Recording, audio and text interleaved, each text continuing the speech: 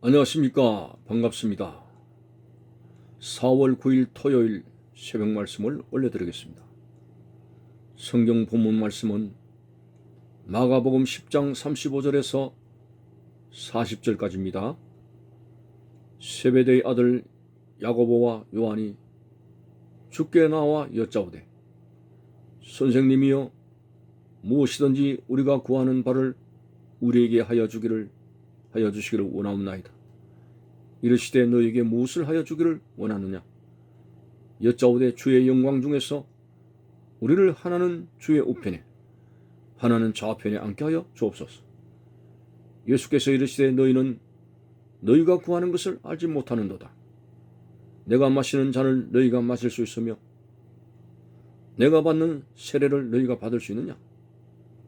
그들이 말하되 할 수 있나이다. 예수께서 이르시되 너희는 내가 마시는 잔을 마시며 내가 받는 세례를 받으려니와 내 좌우편에 앉는 것은 내가 줄 것이 아니라 누구를 위하여 준비되었던지 그들이 얻을 것이니라. 아멘.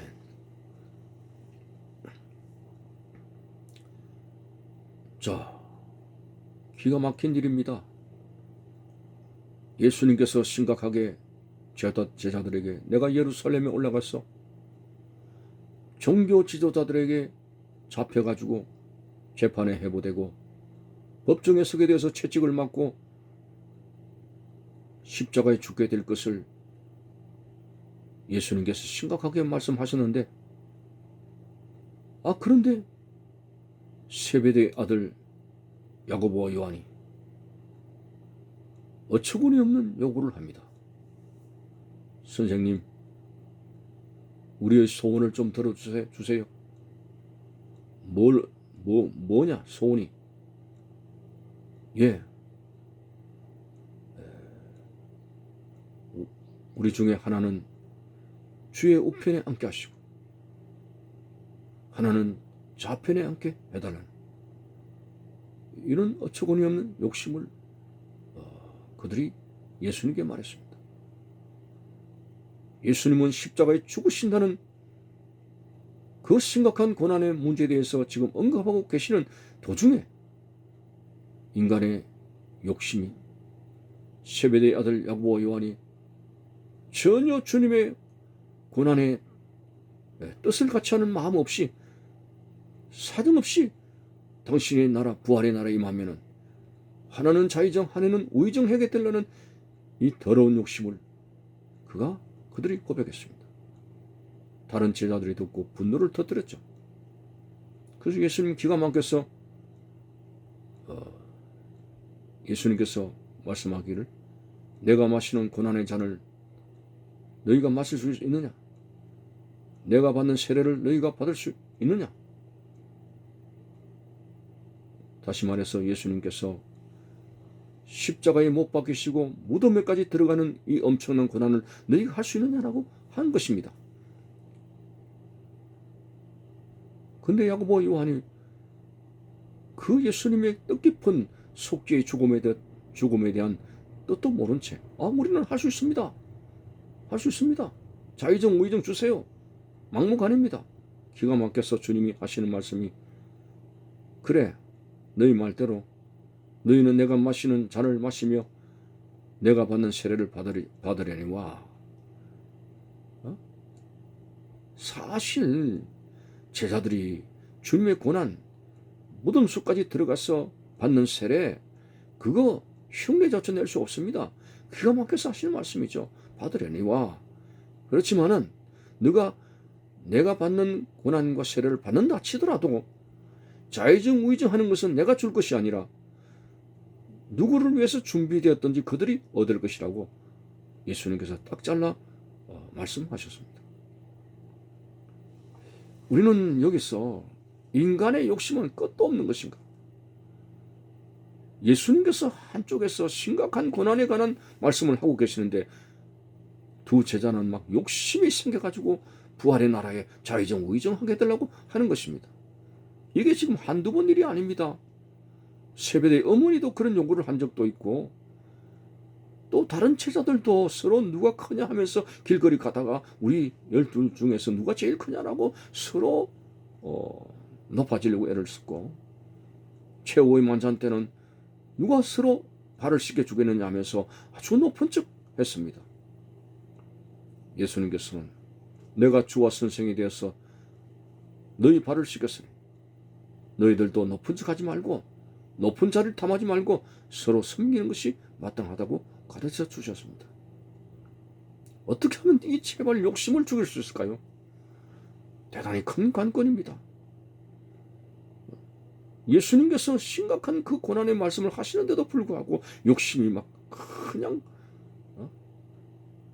예수님 앞에 그런 추한 욕심을 나타내는 모습을 보면서 결국 가룟 유다 같은 경우도 그렇지 않습니까? 예수님의 제자로 요긴하게 부름을 받았지만은 그의 마음은 딴 곳에 있습니다. 예수가 정치적으로 잘 나가면은 임금이 되면은 나도 한 자리에 오겠다. 뭐 그런 뜻이 아니겠습니까? 재물에 대한 욕심과 권력, 결국 그것이 자기 뜻대로 안 되니까 결국 예수님을 노예 한 사람의 몸값으로 팔아버리고 말았습니다. 탐욕이 이렇게 큰 불상사를 가져오게 됩니다. 오늘 다른 제자들도 다 누가 크냐라고 하는 이 높은 자리를 탐했지 십자가를 지고 가는 낮은 자의 모습을 그들이 그리워하지 않았습니다. 예수님께서 3년 6개월 동안 공생애를 보이면서 철저하게 낮아지는 것을 그들에게 보여주셨음에도 불구하고 그들은 누가 크냐라고 계속적으로 호황된 소리를 하고 있었습니다. 이것이 인간의 현저소인 것 같습니다. 오늘 우리들에게조차 그런 마음이 왜 없겠습니까? 우리는 제자들보다 더 추한 욕심을 많이 가지고 있습니다. 그 욕심을 가졌다는 사실 앞에서 주님의 뜻을 가지고 살아야 할 우리가 통탄하지 않을 수가 없습니다. 내 자신도 마찬가지입니다. 하나님이 원치 않는 혈기와 정욕과 여러 가지에 쓰러지는 내 모습이 하나님 앞에 부끄러울 수밖에 없습니다. 어떻게 하면 내가 정말 주님의 뜻대로 경건한 자가 될 수 있으며 잘했다고 칭찬을 받을 수 있는가? 이것이 늘 고민거리가 아닐 수가 없습니다. 그렇지만은 고민하고 주저앉아서 욕심의 노예가 될 것이 아니라 죄에 대해서 7번 죄를 범하였으면 다시 8번째 하나님 은혜로 용서받는 은혜로 나가는 7전8기의 신앙의 용기를 가졌어. 베드로도 예수님을 3번 부인하고 나서 통곡을 했습니다. 예수님은 부활하셔가지고 네가 날 사랑하느냐라고 물으시면서 내 어린 양을 먹이라 사역을 회복시켜 주시지 않았습니까? 이것이구나. 베드로는 연약해서 주님을 3번이나 부인하였어. 모든 사역은 끝났는데 사역자로서의 사명은 엎질러졌는데 예수님께서 불쌍히 여겨주셔서 다시 회복시켜 주시는 주님의 은혜, 이것이 욕심에 찬 나를 가능하게 하는 하나님의 은혜구나 하는 것을 발견하면서 우리는 끊임없이 하나님의 은혜를 의지해야 됩니다. 은혜 받으면 됩니다. 내가 할 수 없는 모든 것 하나님이 그냥 주시는 그 은혜 받으면 되는 겁니다. 저 마리아를 보십시오. 예수님을 성령으로 잉태되게 한 큰 복을 가지게 된 것은 자기가 연구해가지고 노력해가지고 청탁을 해서 된 게 아닙니다. 많고 많은 여인들 중에서 하나님이 마리아에게 은혜를 주시기 때문에 그가 예수님을 잉태된 자로 거룩한 어머니로 살게 된 것입니다. 예수님께서 말씀하지 않았습니까? 이스라엘 땅에 3년 6개월 동안 가물었을 때에 당시에 많은 가부들이 있었지만은 하나님은 유일하게 사렙다 마을에 그 가부에게로 엘리야를 보내셨다. 오늘 그렇습니다. 하나님의 은혜는 하나님 마음대로 하나님의 절대 주권대로 주시는 것입니다.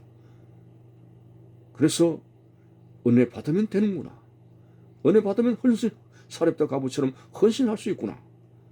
은혜 받으니까 입다도 이스라엘의 지도자가 되었구나. 모세도 나일 강물에 갈대 상자에 담겨져서 나일 강물에 떠내려 죽을 수밖에 없는 생명이지만은 하나님께서 은혜를 베풀어 주시니까 바로의 공주로 인해 가지고 궁중에서 커가는 사람이 되었구나. 사도 바울도 그리스도의 대적자였고 지옥으로 갈 수밖에 없는 사람이었지만은 다메섹 도성에 임하셨던 은혜를 받으니까 복음 전도자가 되었구나. 우리는 이겁니다. 내 역량으로 하려면 주저앉고 실패합니다. 경건한 자가 되게 해주시고 욕심을 버리는 자가 되게 해주시고 하는 이것들이 내 의지를 의지할 때는 실패합니다. 하나님이여, 기도하면서 하나님께서 나에게 은혜를 베풀어 주셔서 성령의 감동 감화 역사하심 되게 하시는 능력으로 말미암아 정말 하나님 기뻐하시는 사람으로 변화되게 해 주옵소서. 욕심을 버리고 나를 버리고 주님을 따라갈 수 있는 자가 되게 해 주옵소서. 은혜에 호소하여 주님 안에서 우리 자신을 만들어가는 여러분들이 되시기를 바라는 것입니다. 감사합니다.